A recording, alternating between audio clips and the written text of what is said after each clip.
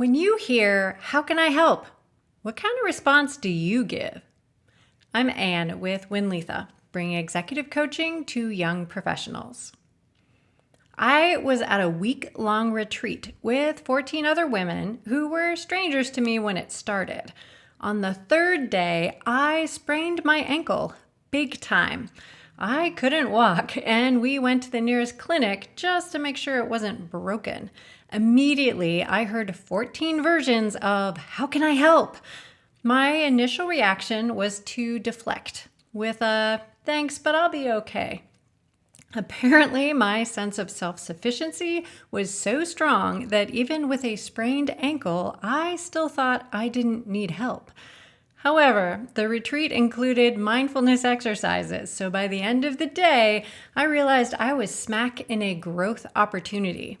It wasn't my responsibility to be self-sufficient. It was my responsibility to be articulate with ways that people could help me.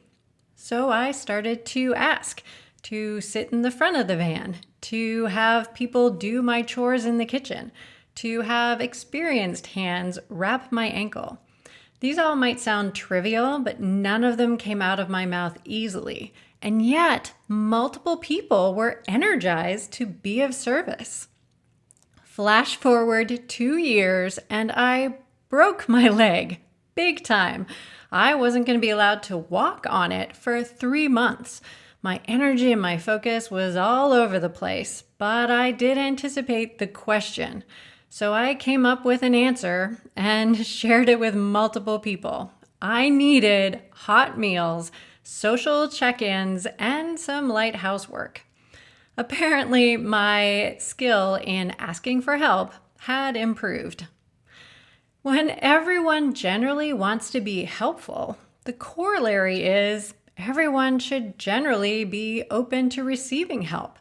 We need both to be true, and not just when hospitals are involved.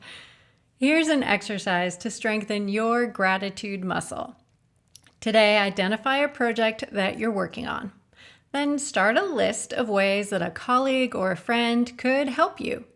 Even when you feel you could probably accomplish the project on your own, think of some aspect or element that they could help with. Maybe it's editing or graphic design or brainstorming. For a few more days, continue with the list, and then ask someone to help you with something from the list.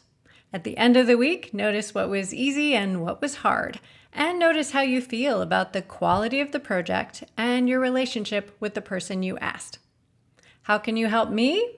Click a reaction button so the algorithm keeps showing this to more people, and use the comments to share your thoughts. I'll see you next week with another strength training exercise for your leadership muscles.